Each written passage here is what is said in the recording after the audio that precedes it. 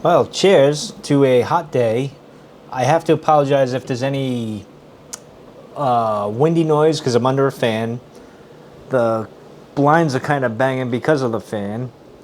I got a wind chime in the background somewhere. And the reason why I'm in here is because, well, it's bloody hot in the shed.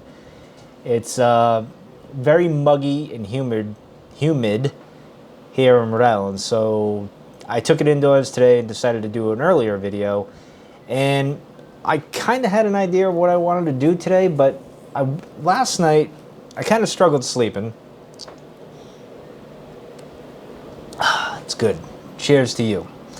I kind of struggled sleeping, and so I ended up watching a video that I didn't expect to watch. It kind of came up in my feed, and it's called "A 97-Year-Old Philosopher Faces His Own Death."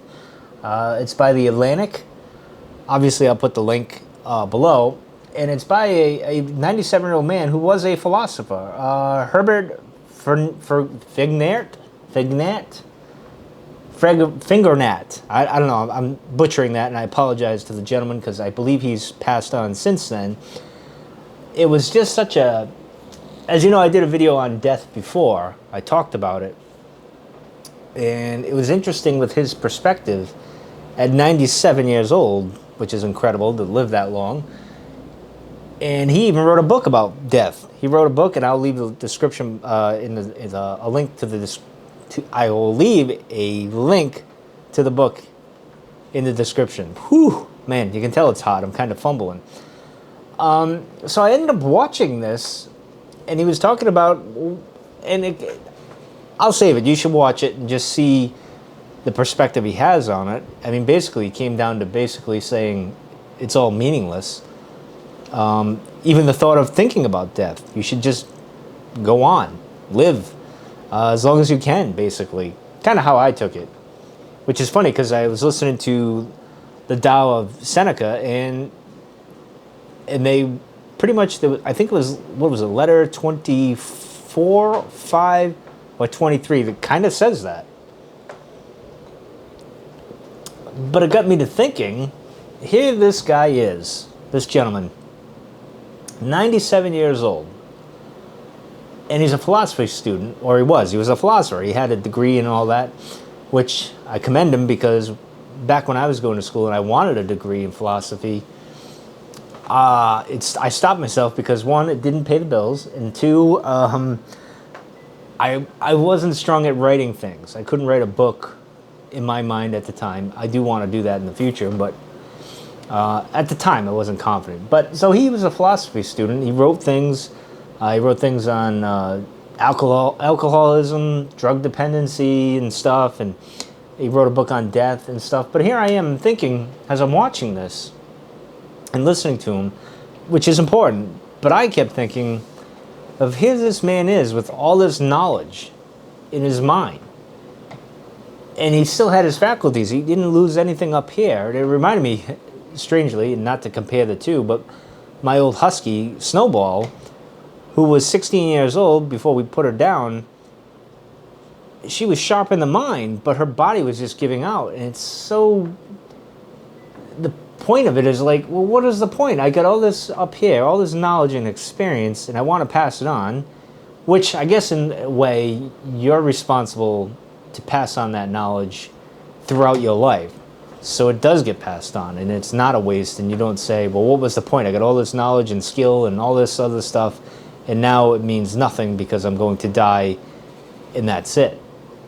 So it got me thinking. It really kind of, I don't know, it just stuck with me all day. Like, here I am on my journey, trying to figure out life and the whole enchilada and everything else, and the meaning of things, and you know, and I got that nihilistic existential kind of mindset where it is all pointless and meaningless, so just live your life and enjoy the time you have because it's short. And yes, that is true, but there's that empty feeling you get towards the end is kind of frightening, I think. And that was even mentioned in one of Seneca's letters that I heard today, I believe. Unless I'm hearing things in my own head with the heat, who knows? Where it's like,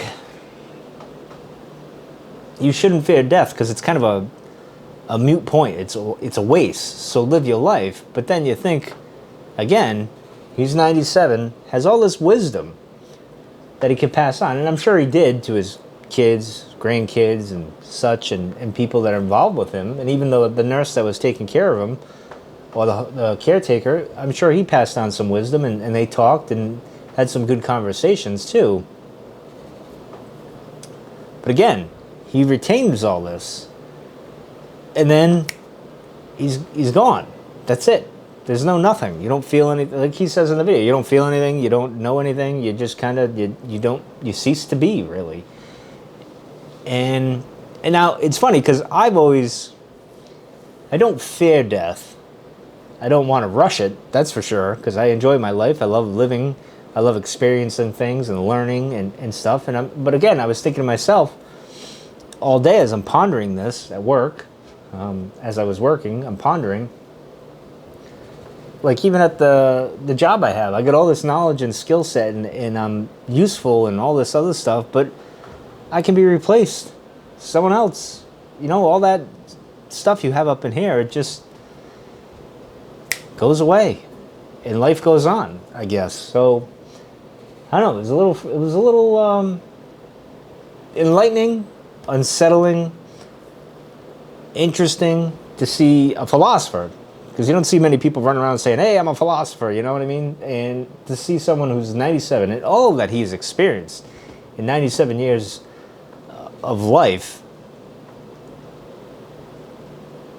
It's like even now, like we're experiencing crazy times, right? And in my lifetime, when I was a kid, I experienced historical things, the wall falling down, the Challenger disaster, 9/11, all these things that have happened. And now we got COVID, we got the election craziness, the George Bush, the hanging chads, all these crazy historical things, the pop culture stuff that happened throughout the 80s and 90s and even the 70s and stuff. And you think of all of that, and then you think about him and stuff that's older than me that we can't really even grasp now, because the people of those generations are slowly fading into existence. And I don't know, it's just it's weird. It's really weird.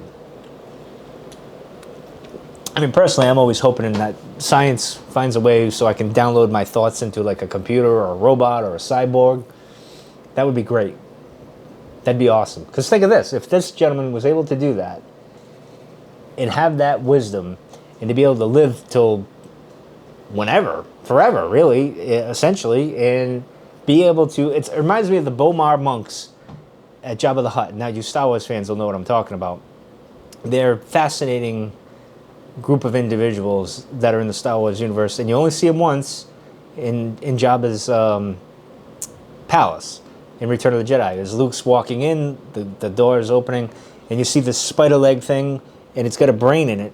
These people got rid of their material being, like their physical body, and put their brain in this thing so they could contemplate the meaning of life and being closer and connected to the Force. And that always struck me as like amazing.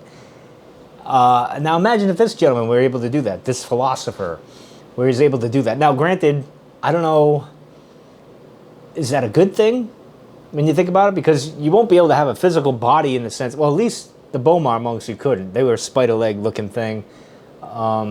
Maybe you could, like this gentleman or me, you could become a robot and you have a body. So maybe you can interact more with people and reach more. And connect and to pass on that knowledge instead of being like a spider leg thing. I don't know. My mind's going to weird places because of the heat, but I just think that's fascinating. If a gentleman like this, with all his knowledge and what he's experienced in 97 years, would be treasured in a sense if he could get it. But I guess he wrote his books, right? He said what he had to say. They did this video with him.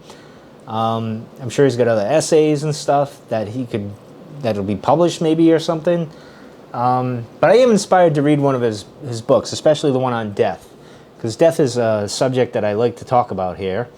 This is my second video on death. There'll be more to come, I'm sure. So I don't know. Let me ask you this: if you could be had the option, you're this gentleman, you're 97 years old, and you have the option of having your brain removed, or somehow they were able to download your thoughts, memories, and all that, your feelings, into a computer or into a cyborg or a robot, if you will, like a clone body or something, would you do it? I know I would do it. I would do it in a heartbeat. I wouldn't even think about it. I said, yeah, okay, let's do it. I mean, what do you got to lose at 97? I mean, if the process doesn't work, you die. Well, I was already going to die, and I'm 97, 99 years old. What does it matter? Of course, I want to live to 103, and I'm not sure if I told the story why. Back in grade school, we used to have a bike safety video, and I think I did mention this, where Jiminy Cricket was on there singing about bike safety, and he says, well, I want to live to be 103. I said, you know what, that's a good number to check out. So that's what I want to do. I want to live to 103, and hopefully I get there. It would be pretty cool if I was able to download my brain into a computer. But in any case, I'm kind of sidetracked for this gentleman, but I suggest you check the video below and the link to his book as well. He's got a couple of books.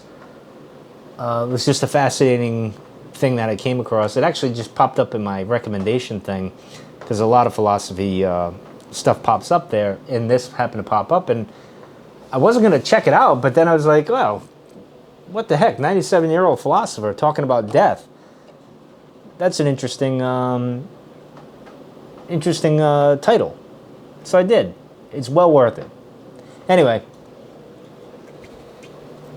I'm working up a bit of a sweat because I actually got a Wi-Fi range extender I just set up here, and I just put it in the other room where the signal is weak, and it's working now. So my cameras for my blink system work in that spot. That was the only spot that had a problem. Now I don't have a problem, so that's good. That's all squared away. So anyway, I'm going to get out of here. Thank you guys for tuning in today. Check out that video and his books, and I will be back tomorrow with something else. Oh, whiskey review. That's what we're going to do. Which, by the way, I know last night's whiskey review wasn't exactly the most stellar whiskey review you'll ever find.